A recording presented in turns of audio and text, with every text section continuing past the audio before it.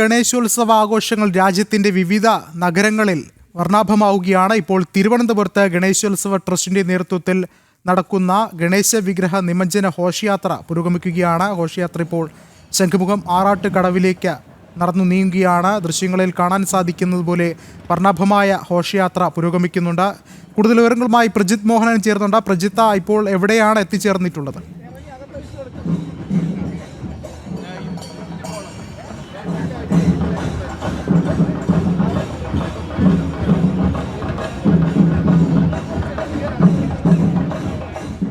പ്രജിത്ത്, കേൾക്കാമെങ്കിൽ ഇപ്പോൾ എവിടെയാണ് ഘോഷയാത്ര എത്തിച്ചേർന്നിട്ടുള്ളത്? എത്രത്തോളം വർണ്ണാഭമാണ്?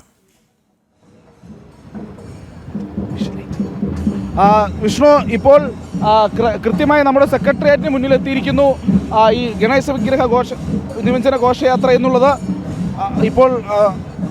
ഇപ്പോൾ നമുക്ക് ദൃശ്യങ്ങളിൽ കാണാം വിഗ്രഹത്തെ ഇപ്പോൾ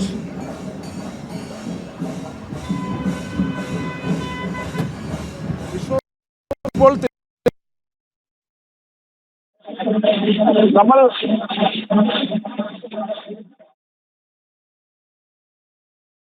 പ്രജിത്തിലേക്ക് വരാം. എന്തായാലും വർണ്ണാഭമായ ഘോഷയാത്ര പുരോഗമിക്കുകയാണ്. ടിൻഡു ദാസ് കൂടി ചേരുന്നുണ്ട് തിരുവനന്തപുരത്ത് നിന്ന്. ടിൻഡു, എത്രത്തോളം വർണ്ണാഭമാണ് ഇപ്പോൾ അലയടിക്കുന്നത്? വിഷ്ണു, നമ്മളിപ്പോൾ എത്തിയിരിക്കുന്നത് പഴവങ്ങാട് ക്ഷേത്ര സന്നിധിയിൽ നിന്നും വിവിധ ഇടങ്ങളിലുള്ള ഗണേശ വിഗ്രഹങ്ങൾ പഴവങ്ങാട് ക്ഷേത്ര സന്നിധിയിൽ എത്തിച്ച് അവിടെ നിന്നും ശംഖുമുഖം ആറാട്ട് കടവിലേക്ക് വിഗ്രഹങ്ങളുമായുള്ള ഘോഷയാത്ര ആരംഭിച്ചു കഴിഞ്ഞിരിക്കുന്നു. ഇപ്പോൾ തിരുവനന്തപുരം സ്റ്റാച്യുവിന് മുന്നിലാണ് വിഗ്രഹ ഘോഷയാത്ര എത്തിയിട്ടുള്ളത്. തിരുവനന്തപുരത്തെ തെക്ക് നിന്നും വടക്ക് നിന്നുമുള്ള വിവിധ ദേശങ്ങളിൽ നിന്നുമുള്ള ഗണേശ വിഗ്രഹങ്ങൾ ഈ പഴവങ്ങാട് ക്ഷേത്ര സന്നിധിയിൽ എത്തിച്ചിട്ടുണ്ട്. ഒരുപക്ഷെ ഒരു നാടിൻ്റെയും ഒരു ദേശത്തിൻ്റെയും ഒക്കെ ഒത്തൊരുമേനെയും അതോടൊപ്പം തന്നെ അവരുടെ സന്തോഷത്തെ ആഹ്ലാദത്തെയൊക്കെ വിളിച്ചു പറയുന്നതാണ് ഗണേശ ഉത്സവം നമുക്ക് പറയാൻ സാധിക്കും. വിനായക ചതുർത്ഥിയോടുകൂടിയാണ് ഗണേശോത്സവത്തിൻ്റെ ആഘോഷ പരിപാടികൾ ആരംഭിച്ചത്. അവിടെ നിന്നും 7 ദിവസങ്ങൾ പിന്നിടുമ്പോൾ ഇന്നാണ് ഈ ഗണേശ വിഗ്രഹത്തിൻ്റെ നിമജ്ജന ദിവസം എത്തിയിരിക്കുന്നത്.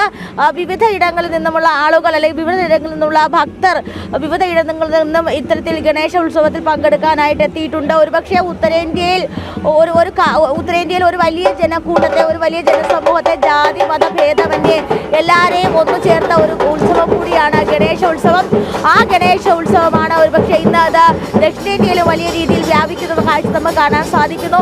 കഴിഞ്ഞ 10 വർഷങ്ങൾക്ക് ഇപ്പോഴും പരിശോധിക്കുകയാണെങ്കിൽ വലിയ രീതിയിൽ ഗണേശോത്സവത്തിന് സ്വീകാര്യത ലഭിക്കുന്നുണ്ട്. ഏറ്റവും പ്രധാനപ്പെട്ട കാര്യം, തിരുവനന്തപുരം ഗണേശ ട്രസ്റ്റിന്റെ നേതൃത്വത്തിലാണ് തിരുവനന്തപുരം ജില്ലയിലെ ഗണേശ ഉത്സവം സംഘടിപ്പിക്കുന്നത്. വിവിധ ഇടങ്ങളിലേക്കുള്ള ഗണേശ വിഗ്രഹങ്ങളും ഈ ഗണേശ ട്രസ്റ്റിന്റെ ആഭിമുഖ്യത്തിൽ തന്നെ അവർക്ക് നൽകുന്നുണ്ട്. ഏറ്റവും പ്രധാനപ്പെട്ട കാര്യം, ഓരോ ഗണേശ വിഗ്രഹവും അതിൻ്റെ കണ്ണഞ്ചിപ്പിക്കുന്ന കാഴ്ചകളാണ്. ഓരോ ഗണേശ വിഗ്രഹത്തിലെ അലങ്കാരങ്ങൾ, അതൊക്കെ ഏറ്റവും എടുത്തു പറയേണ്ട കാര്യം തന്നെയാണ്. വിവിധ തരത്തിലുള്ള മിനുക്കുപണികൾ, വിവിധ തരത്തിലുള്ള നിറങ്ങൾ, വിവിധ തരത്തിലുള്ള അലങ്കാര പണികൾ ചെയ്ത ഗണേശ വിഗ്രഹങ്ങൾ നമുക്ക് കാണാൻ സാധിക്കും. വിവിധ വലിപ്പത്തിൽ, വിവിധ ഭാവത്തിലിരിക്കുന്ന ഗണേശ വിഗ്രഹങ്ങൾ, 36 ഭാവങ്ങളിലുള്ള ഗണേശ വിഗ്രഹങ്ങളാണ് തിരുവനന്തപുരം ഗണേശ ട്രസ്റ്റിന്റെ നേതൃത്വത്തിൽ അത് നിർമ്മിക്കുകയും അല്ലെങ്കിൽ തയ്യാറാക്കുകയും വിവിധ ദേശങ്ങളിലേക്ക് നൽകുകയും ചെയ്യുന്നത്. 36 രൂപങ്ങളിലുള്ള അല്ലെങ്കിൽ ഭാവങ്ങളുള്ള ഗണേശ വിഗ്രഹങ്ങൾ ഈ ഗണേശ ഘോഷയാത്രയിലുടനീളം കാണാൻ സാധിക്കും. ഏറ്റവും പ്രധാനപ്പെട്ട കാര്യം, ഈ തിരുവനന്തപുരം പഴവങ്ങാടി ഗണപതി ക്ഷേത്രത്തിൽ നിന്നും ആരംഭിച്ച ഗണേശോത്സവം ഈ പാളയം ഗണപതി ക്ഷേത്രം വഴി പിന്നീട് പേട്ട വഴി കറങ്ങി ശംഖുമുഖത്തെത്തുമ്പോൾ നിമജ്ജനമായിട്ട് വർണ്ണാഭമായ കാഴ്ചകൾ തന്നെയാണ് തലസ്ഥാനത്ത് നിന്ന് കാണാൻ സാധിക്കുന്നത്. ഇപ്പോൾ തിരുവനന്തപുരത്തെ ആ ശംഖുമുഖം ആറാട്ട് കടവിൽ നിന്ന് പ്രശാന്ത് ശങ്കരമംഗലത്ത് കൂടി ചേർന്നുണ്ട്. പ്രശാന്ത്, ഘോഷയാത്ര വന്നുകൊണ്ടിരിക്കുകയാണ്. അവിടെ ആറാട്ട് കടവിൽ ഗണപതി ഹോമം ഉൾപ്പെടെയുള്ള പൂജകൾ നടക്കുന്നു എന്നറിയാൻ സാധിക്കുന്നുണ്ട്. എങ്ങനെയാണ് ചടങ്ങുകൾ പുരോഗമിക്കുന്നത്?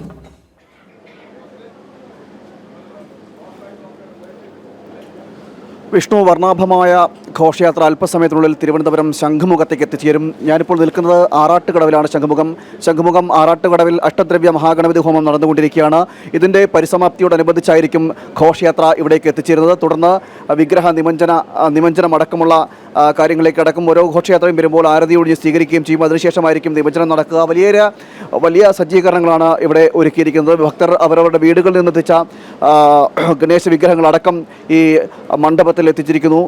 ആറാട്ട് ആറാട്ട് മണ്ഡപത്തിൽ എത്തിച്ചിരിക്കുന്നു. അങ്ങനെ അവിടെ പൂജകളടക്കം നടക്കുന്ന പൂജകളും ചടങ്ങുകളും ഒക്കെ നടന്നുകൊണ്ടിരിക്കുകയാണ്. ഇപ്പോൾ നടന്നുകൊണ്ടിരിക്കുന്നത് അഷ്ടദ്രവ്യ മഹാഗണപതി ഹോമമാണ്. ഇതിൻ്റെ ഒരുക്കങ്ങളെല്ലാം നടന്നുകൊണ്ടിരിക്കുകയാണ്. വലിയ രീതിയിലുള്ള ഭക്തജന ബാഹുല്യവും ഇവിടെ കാണാൻ കഴിയുന്നുണ്ട്. ഭക്തജനങ്ങളെല്ലാവരും തൊഴുകൈകൂടെ നിൽക്കുകയാണ്. ഗണപതി ഹോമം അതിൻ്റെ മറ്റൊരു ഒരു പരിസമാപ്തിയിലോട് അടുക്കുന്നു എന്നാണ് നമുക്ക് മനസ്സിലാക്കാൻ കഴിയും. അങ്ങനെ വലിയ ഒരു ജനസഞ്ചയം തന്നെ ഈ ആറാട്ടുകടവിലേക്ക് എത്തിയിരിക്കുകയാണ്, ശംഖുമുഖത്തിൻ്റെ മണ്ണിലേക്ക് എത്തിയിരിക്കുകയാണ്. ശംഖുമുഖത്തെ സംബന്ധിച്ച് പറയുമ്പോൾ നമുക്കറിയാം ഒട്ടേറെ പൈതൃകവും പുരാതനവുമായ ഒരു ഇടം കൂടിയാണ് ഭഗവാന്റെ ആറാട്ടുകടവ് എന്നതടക്കമുള്ള കാര്യത്തിൽ. പത്മനാഭസ്വാമിയുടെ ആറാട്ടുകടവ് എന്നതടക്കമുള്ള പൈതൃകം ഉള്ളൊരു സ്ഥലം കൂടിയാണ്. അവിടെയാണ് ഈ വിഗ്രഹ നിമഞ്ജന ഘോഷയാത്ര നടക്കുന്നത്. ഗണേശോത്സവത്തോടനുബന്ധിച്ചുള്ള വിഗ്രഹ നിമഞ്ജന ഘോഷയാത്ര നടക്കുന്നത്. അങ്ങനെ ചടങ്ങുകൾ ഇപ്പോൾ പുരോഗമിക്കുന്ന ഒരു സാഹചര്യമാണ് ഇപ്പോൾ നമുക്ക് കാണാൻ കഴിയുന്നത്. അങ്ങനെ അല്പസമയത്തിനുള്ളിൽ ഈ ഘോഷയാത്ര ഇവിടേക്ക് എത്തിച്ചേരുകയും ചെയ്യും. ചടങ്ങുകൾ ഇങ്ങനെ പുരോഗമിച്ചുകൊണ്ടിരിക്കുകയാണ്. ഇപ്പോൾ നമ്മളോടൊപ്പം ഈ ഗണേശോത്സവ ട്രസ്റ്റിൻ്റെ മുഖ്യ രക്ഷാധികാരി കൂടി ചേരുന്നുണ്ട്. വിഗ്രഹ ഘോഷയാത്ര വന്നുകൊണ്ടിരിക്കുകയാണ്. സെക്രട്ടേറിയറ്റ് കടന്നിരിക്കുന്നു. ഇനി എങ്ങനെയാണ് ഇവിടെ എത്തുമ്പോൾ ഉണ്ടാകുന്ന ചടങ്ങുകളും മറ്റു കാര്യങ്ങളൊക്കെ?